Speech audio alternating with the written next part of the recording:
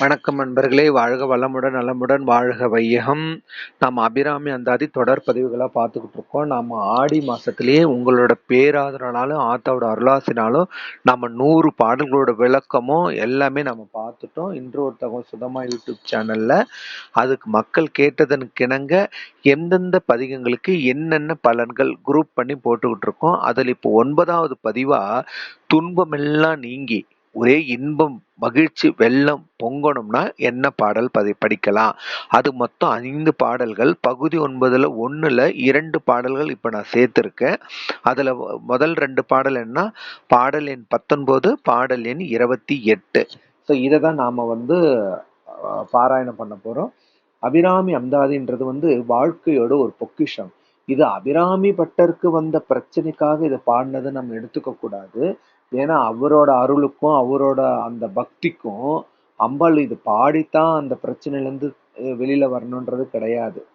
இது பாடலுனாலுமே அம்பாள் அவளோட பக்திக்கு இணங்கி அந்த பிரச்சனை தீர்த்திருப்பார். ஆனாலும் அவருக்கு பின்னாடி வரும் சந்ததிகள் இதையெல்லாம் பாடினா என்ன பலன்கள் கிடைக்கும்னு அழகா அன்னைக்கே எழுதி வச்சுட்டு போயிருக்காரு. இப்ப நம்ம பாடல்களை பார்க்கலாம். பாடல் எண் 19, பேரின்ப பெருநிலையை அடைய. வெளிநின்ற நின் திருமேனியை பார்த்ததென் விழியும் நெஞ்சும் களிநின்ற வெள்ளம் கரைகண்டதில்லை கருத்தினுள்ளே தெளிநின்ற ஞானம் திகழ்கின்றதென்ன திரு உள்ளமோ ஒளிநின்ற கோணங்கள் 9ம் மேவி உரைபவளே.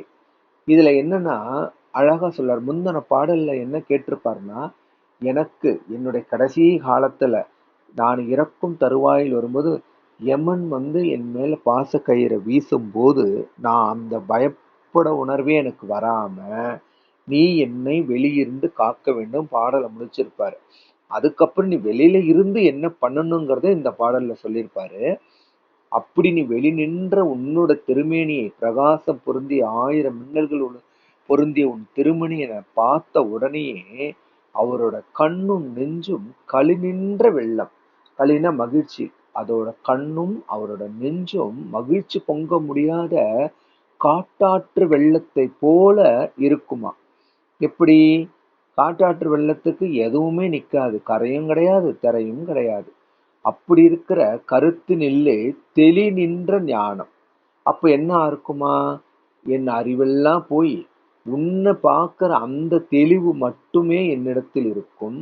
அந்த ஞானம் திகழ்கின்றதென்ன திருவுள்ளமோ. இப்படி எனக்கு ஒரு ஞானத்தை கொடுத்த உன்னோட திருவுள்ளத்தை ஒளி நின்ற கோணங்கள் 9ம் மேவி உரைபவளே. இதுல என்ன சொல்றாங்கன்னா, இந்த சக்கரம், ஸ்ரீ சக்கரம் அந்த மாதிரி இருக்கு இல்லையா, அம்பாலோட சக்கரங்களை பிரதிஷ்டை பண்ணியிருப்பார் இல்லையா மகா பெரியவா, அந்த 9 கோணங்கள் இருந்தும் என்னை காப்பவள் நீயாகத்தான் இருக்க முடியும்னு சொல்லிட்டு பாடுறாரு. இவருக்கு எவ்வளவு ஒரு இன்பம் கரை கண்டதில் அந்த அளவுக்கு அம்பாலோட திருமணியை பார்த்த உடனே அவருக்கு அவ்வளவு இன்பம் பெருக்கிட்டு ஓடுதான். அப்போ இந்த பாடலை பாடும்போது நம்மளோட துன்பம் எல்லாம் நீங்கி வறுமையெல்லாம் ஒழிஞ்சு நமக்கு ஒரு இன்பம் கிடைக்குமா கிடைக்காதா? அதுதான் நான் சொன்னேன். இது அபிராமி பட்டருக்காக இந்த 100 பாடல்களுமே அவர் எழுதல. அவருக்கு பின்னாடி வரும் நம் சந்ததிகள் நாம் அதை படித்து தெளிவாக்கி இதையெல்லாம் பாராயணம் பண்ணும்போது நமக்கு என்னென்ன பலன்கள் கிடைக்கும் என்பதை அப்பொழுதே அவர் எழுதி வைத்து விட்டு சென்று விட்டார். அதனாலதான் அபிராமி அந்தாதின்றது ஒரு சாதாரண புத்தகமோ பாடலோ பதிகமோ கிடையாது. இது ஒரு பொக்கிஷம். இதை நம்ம வாழ்க்கையில படிக்க படிக்க படிக்க நமக்கு நமக்கு என்ன நடக்குதுங்கிறதே தெரியாத அளவுக்கு நம்ம வாழ்க்கையில ஒரு முன்னேற்றத்தை நீங்க கண்கூடா பார்க்கலாம். நம்ம அந்த அபிராமி அந்தாதி. அதனாலதான் அவர் பார்த்தீங்கன்னா, ஒரு குழந்தை பிறந்து வளர்ந்து இறக்கும் தருவாய் வரைக்கும் என்னென்ன பலன்களை தப்பு செஞ்சா அதுக்கு என்ன பண்ணா சரியாகும். அதுக்காக தெரிந்தே செய்யும் தப்பில்லை, தெரியாமல் நம் நம்மை சுற்றி சூழ்நிலை காரணங்களால் நடக்கக்கூடிய தவறுகளுக்கு. அடுத்து பாடல் எண் 28, இம்மையிலும் மறுமை இன்பங்கள் அடைய.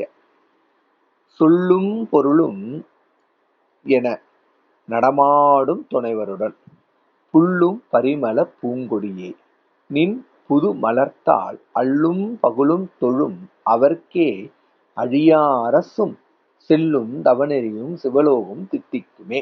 எவ்வளவு அழகா சொல்ற பாருங்க. இம்மை வறுமை இன்பங்கள் அடைய. அதாவது கஷ்டத்திலையும் நமக்கு ஒரு இன்பம் வரணும்னா அவர் எவ்வளவு அழகா சொல்றா பாருங்க. சொல்லும் பொருளும் என நடமாடும் துணைவருடன். யாரை பத்தி பேசுறா? சாக்ஷாத் சிவபெருமானை பத்தி தான், சுவாமியை பத்தி தான் பேசுறாரு. சுவாமி எப்படி இருக்காராம்? சொல்லும் பொருளும் சிவன் சக்தி என நடமாடும் துணைவருடன் புல்லும் பரிமள பூங்கொடியே. ஏற்கனவே ஒரு பாடல்ல சொல்லியிருப்பாரு அபிராமி பட்டர், அம்பாள் எப்படி இருக்காளாம்? படர்ந்த பூங்கொடி. அது யார் மேல படரும்? சிவபெருமான் மேலதான் படரும். அப்படி அந்த பூங்கொடி எப்படி பரிமளம்னு தாமரை அந்த அளவுக்கு நின் புது மலர்த்தாள். எப்படி புது மலரை சூடிய அம்பாள் எப்படி பிரகாசமா, வாடிய மலர் இல்ல, புது மலர். அதனாலதான் நம்ம இந்த பாடல்ல நம்ம சொல்லும் போது நம்ம சொல்லியிருப்பேன், கோயிலுக்கு போகும்போது கூட 2 பூ வச்சிருப்பாங்க. இது 20 ரூபாங்க, இது 30 ரூபான்னு வாங்க. 20 ரூபா பாத்தீங்கன்னா வாடி போயிருக்கும், 30 ரூபா பாத்தீங்கன்னா ஃப்ரெஷ்ஷா இருக்கும். சோ அம்பாளுக்கு எப்பவுமே என்ன பிடிக்குமா? புது மலர்கள் தான் பிடிக்குமா. அது யாருக்கு? அல்லும் பகலும் தொழும் அவருக்கே. என்ன கிடைக்குமா? அழியா அரசும் செல்லும் தவநெறியும் சிவலோகமும் தித்திக்குமே. இதெல்லாம் யாருக்கு கிடைக்கும்? இரவும் பகலும் காலை பகல் என்ன உண்ணும் உறவும் இருக்கும் இல்லாமல் அம்பாளை தொழுறவங்களுக்கு அழியா அரசு எங்க? பூலோகத்திலையும் சிவலோகத்திலையும் வாய்க்குமா. பூலோகத்தில் இருக்கும்போது நம்மளை யாராலையும் அசைக்க முடியாத ஒரு வளமான வாழ்க்கையை கொடுப்பாலாம். அப்படியே நம்ம காலம் முடிந்து மேலுலகத்துக்கு போகும்போது நமக்கு என்ன கிடைக்குமா? அந்த சிவலோகமே சித்திக்குமா, கிடைக்கும்ன்றாங்க. அப்போ இந்த பாடலை பாடும்போது என்ன இருக்கு பாருங்க. பூலோகத்திலயும் உனக்கு அழியாத பேரு, அழியாத அரசு, அப்படி ஒரு வாழ்க்கை உனக்கு.